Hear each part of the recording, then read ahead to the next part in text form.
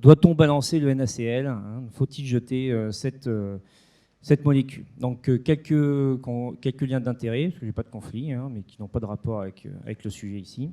Alors comme je suis le premier à parler, je vais rappeler déjà à tout le monde, les solutés sont des médicaments.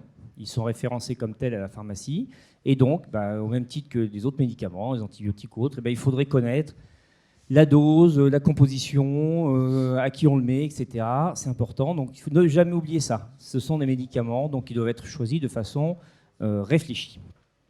Alors, le sérum physiologique, effectivement, d'abord, ce n'est pas du sérum, hein, c'est un soluté, ce n'est pas physiologique, puisqu'il y a 154 millimoles de sodium et 154 millimoles de chlore, donc ce n'est pas physiologique. On a bien sûr moins de ça, que ce soit pour le sodium ou pour le chlore. Et ce n'est pas isotonique, donc ce n'est pas non plus du salé isotonique, puisqu'à 308 millimoles par litre, eh bien, c'est plutôt hypertonique. Donc ce n'est pas du sérum physiologique, c'est un soluté qui est riche en sodium et en chlore.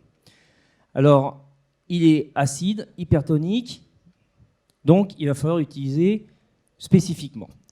On sait depuis longtemps, on pensait que c'était le sodium qui était mauvais dans l'alimentation ou dans les solutés. Et depuis 1983, vous voyez cette étude des cardiologues qui a été répétée depuis, quand on donnait du sodium avec du bicarbonate pour saler les plats ou du NaCl, eh bien, ceux qui avaient de l'hypertension, c'est ceux qui prenaient du NaCl. Donc c'est le chlore qui a un effet vasoconstricteur, ce n'est pas le sodium, donc c'est le chlore qui est mauvais dans le NaCl. Donc la littérature est assez riche sur le NaCl utilisé. De plus en plus, on sait que plus le volume de remplissage est important et plus la charge en chlore est importante dans le remplissage des patients, et bien plus la mortalité augmente. Alors le chlore est par le volume apporté en chlore et par la composition en chlore des solutés, et également le volume global des solutés utilisés pour le remplissage. Donc ça, c'est connu depuis longtemps, il y a de plus en plus d'études là-dessus. Alors le chlore en lui-même, on l'a vu, quand on l'utilise même dans la nourriture, c'est vasoconstricteur. Et donc quelle est la toxicité principale du chlore? Il peut y avoir multiples effets néfastes du chlore dans l'organisme, sur le cerveau et autres, mais un des plus connus maintenant, c'est sur le rein. Et en fait, le chlore, si sa concentration sanguine augmente, la concentration en chlore va augmenter dans le tube cantoné proximal, puis va continuer à se concentrer tout au long du cheminement dans le néphron pour finir par être concentré également dans le tube cantoné distal et dans la macula densa qui est autour. Et les artérioles afférentes et efférentes passant au contact de cette macula densa, on aura une vasoconstriction de ces artérioles et du coup une baisse du débit de filtration glomérulaire par la chute du débit sanguin sur cette vasoconstriction. Donc voilà, là on le sait maintenant bien, le chlore à ce niveau-là a une action vasoconstrictrice qui est souvent délétère pour le rein.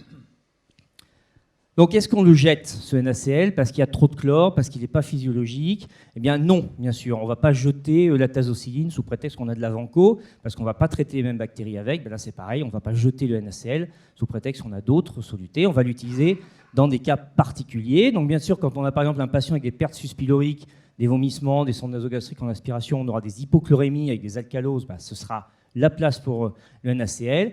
Dans d'autres situations, par exemple des pertes sous-pyloriques qui sont plutôt là, qui vont donner des acidoses avec des pertes de sodium, on ne va pas utiliser le NaCl, et pareil dans d'autres situations. Donc globalement, on ne jette pas le NaCl, parce qu'on ne jette pas un médicament sous prétexte qu'on en a d'autres. En revanche, on va l'utiliser en tenant compte de la physiologie, des perturbations électrolytiques du patient et acido-basiques. Donc ça va rester le meilleur choix pour des patients en alcalose hypochlorémique, et il y en a plusieurs, il y en a beaucoup dans nos réa ou au bloc opératoire. Et en revanche, on l'évitera si on a une acidose et ou si on a une hyperchlorémie, notamment avec une chlorémie au-dessus de 105 à 107 millimoles par litre. Voilà. Merci beaucoup Olivier. Donc, comme prévu, voilà, petit échange de pointeurs. Et donc,